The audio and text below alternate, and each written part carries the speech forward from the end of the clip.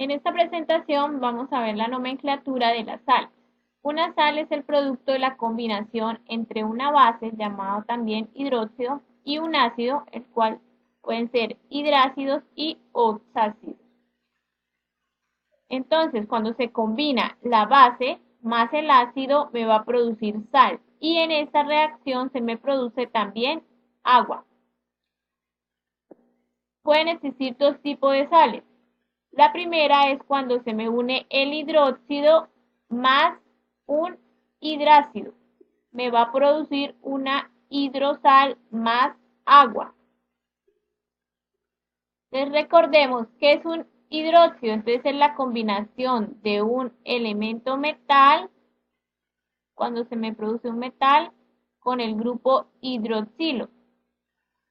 Y los hidrácidos, entonces, es la combinación del hidrógeno con un elemento del grupo 6A y 7A. Es un no metal de esos grupos, del 6A y 7A. Entonces, cuando se unen el hidróxido con el hidrácido, entonces me forma la hidrosal. ¿Cómo es la nomenclatura para estas sales? Entonces, se escribe el nombre del ion ácido. Recordemos, el ion ácido terminado en uro y luego el nombre del catión proveniente del hidróxido terminado en oso o en ico. Entonces, el catión, recordemos que es el de carga positiva, que proviene del hidróxido, o sea, en este caso sería el metal. Entonces, veamos aquí un ejemplo.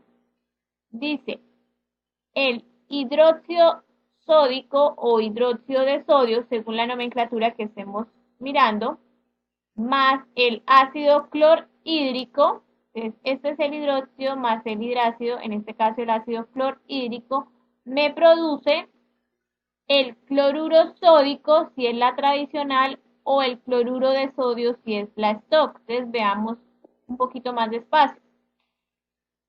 Aquí entonces se unió la parte positiva, o sea, el catión. Recordemos que los metales es la parte positiva, los que trabajan con número de oxidación +1, se me unió con el no metal, con el cloro, que es la parte negativa. Entonces me forma acá NaCl. Y el resto me forma el agua.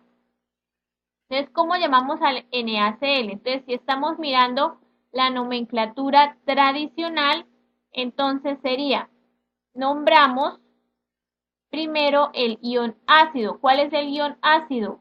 El cloro. Entonces, cloruro. Aquí cambiamos el hídrico que estaba en el ácido, lo cambiamos por uro. Cloruro. Y el sodio se mantiene igual como se nombraba cuando era un hidróxido. Aquí era hidróxido sódico, ahora se llama, aquí entonces también va a ser sódico. Entonces queda cloruro sódico. Esa es la tradicional. Y en la stock, entonces es cloruro, lo mismo, se cambia el hídrico por el uro acá, cloruro de sodio. Veamos entonces otro ejemplo.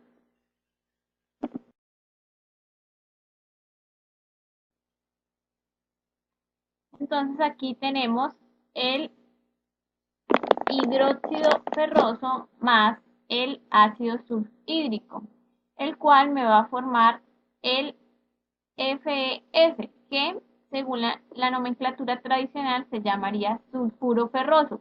¿Por qué sulfuro ferroso? Entonces, se nombra el no metal, que en este caso es el azufre que viene del ácido sulfhídrico, y se cambia por uro, es sulfuro, y se nombra ahora la parte metálica, que en este caso es ferroso, la cual quedaría igual como con el hidróxido. Aquí es hidróxido ferroso, entonces quedaría ferroso. O en la nomenclatura stock, entonces sería sulfuro de hierro 2, igual que con el hidróxido.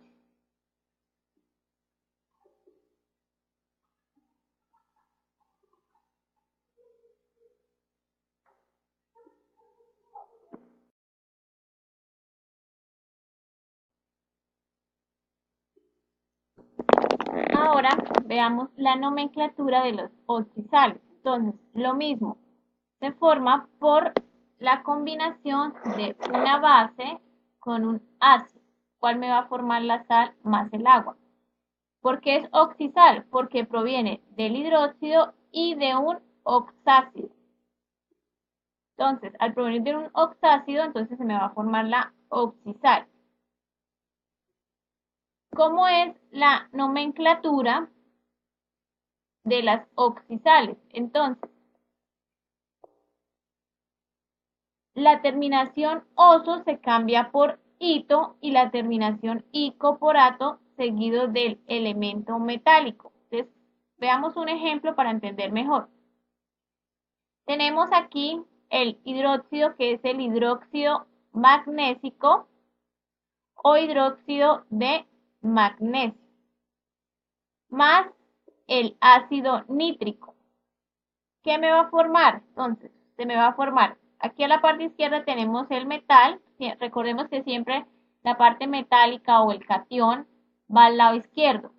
Y luego entonces seguiría el elemento no metálico con el oxígeno, que es esta otra parte. Entonces, el elemento no metal, el que se unió este ion NO3, es el que se va a nombrar de primero. Entonces, era ácido nítrico, proviene del ácido nítrico. Entonces, este ico va a cambiar por ato, ahora es nitrato. Y seguido del nombre del metal, igual como con el hidróxido. Entonces, nitrato magnésico, que viene del hidróxido magnésico. Esta sería la nomenclatura tradicional. Veamos otro acá, entonces. En la nomenclatura stock, entonces se llamaría nitrato, también cambia a ato, y de magnesio 2. ¿Por qué? Porque el magnesio viene del hidróxido de magnesio, aquí es magnesio 2.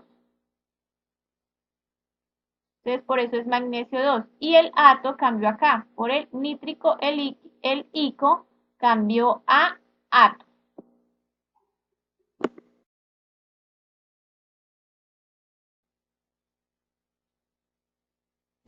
Veamos otro ejemplo. Entonces tenemos el hidróxido potásico o hidróxido de potasio más el ácido hipocloroso.